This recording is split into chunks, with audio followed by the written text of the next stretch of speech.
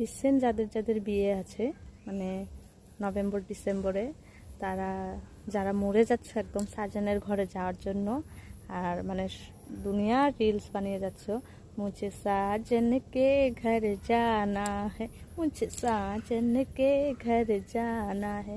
তো তাদের উদ্দেশ্যে বলছি, অত মরো না। কারণ তুমি যার ঘরে যাবে বলছো সাজনকে ঘর, সাজন তো ঘরেই থাকে না। সাজন সকালবেলা চলে যায়, রাত্রেবেলা ঘরে আসে। আর যাদের যাদের সাজন বাইরে কাজ করে তাদের তো তুমি এক সপ্তাহে পাবে না। শুধু শনিবারে আসবে, শনিবারে আস্তে আস্তে সে ক্লান্ত হয়ে যায়, শনিবার রাত্রে সে মানে রেস্ট নিতেই চলে যায়।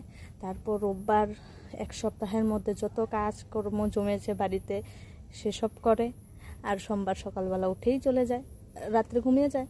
রোববার রাত্রেও ঘুমিয়ে যায়, কারণ সকালবেলা সোমবারে সকালে উঠতে হবে, যেতে হবে, তাই রোববারের রাত্রেও তাড়াতাড়ি ঘুমিয়ে যায়। তো মোট কথা হলো, তুমি যার ঘরে যাবে, মানে যার ঘরে যাবে বলে তুমি এত লাফাচ্ছ, সেই সাজনই তোমার ঘরে থাকবে না। তো ঘরে কে থাকবে জানো?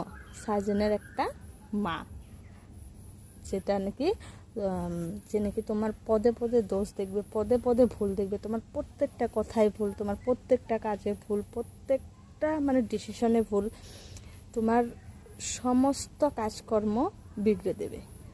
তো যারা যারা মরে যাচ্ছ সাজনের ঘরে যাওয়ার জন্য, তারা একটু সাবধান হয়ে নিও যে সাজনের ঘরে যাবে নাকি বাড়িতে বসে থাকবে।